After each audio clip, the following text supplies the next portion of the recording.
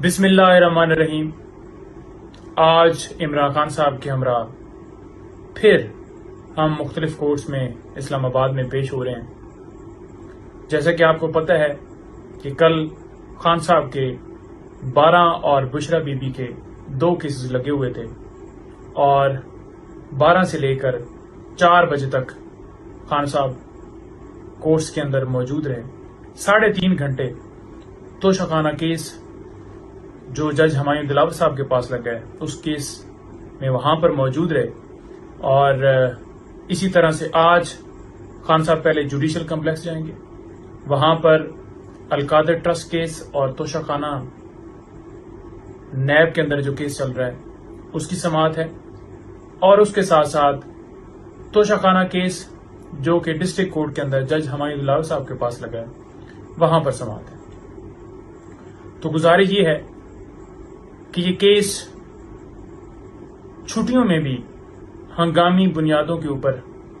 سنا جا رہا ہے۔ ویسے تو اسلام آباد میں 1 اگست سے چھٹیاں ہیں اور باقی کیسز صرف ارجنٹ نوعیت کے سنے جاتے ہیں چھٹیوں کے اندر، جیسا کہ بیلز، جیسا کہ سٹے وغیرہ ہوا، لیکن یہ کیس نہ جانے کیوں چھٹیوں کے اندر بھی سنا جا رہا ہے۔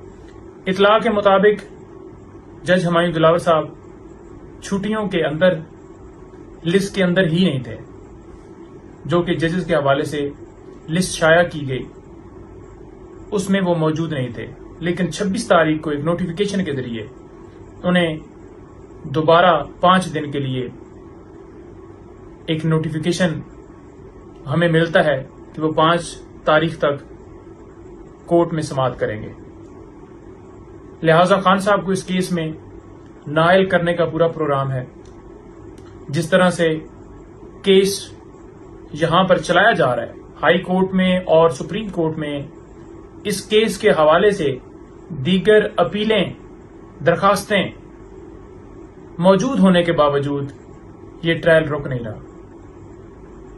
انہی معزز جج ہمایوں دلاور صاحب کے خلاف ہم نے درخواست ان کو دی، جج ہمایوں دلاور صاحب کو دی،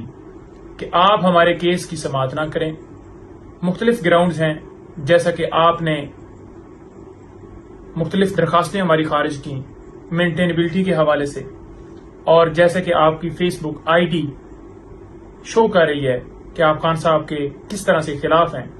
لیکن اس کے باوجود وہ چیزیں ساری ایڈمٹ کرتے ہیں، لیکن ساتھ ساتھ ہمیں فیئر ٹرائل نہیں دے رہے، جو کہ آئین کا آرٹیکل 10A فیئر ٹرائل کا حق دیتا ہے، لیکن ہمیں وہ مہیا نہیں ہے۔ تو لہذا آج ان 2 جگہوں پر خان صاحب پیش ہوں گے، اور دیگر انویسٹیگیشنز بھی ہیں۔ اگر پولیس نے ہمیں آج موقع دیا، ٹائم دیا، جیسا کہ کل بیلز لگی ہوئی تھیں اور وہ کنفرم اسی بنیاد کے اوپر نہیں ہوئی کہ انویسٹیگیشن ہم نے جوائن نہیں کی،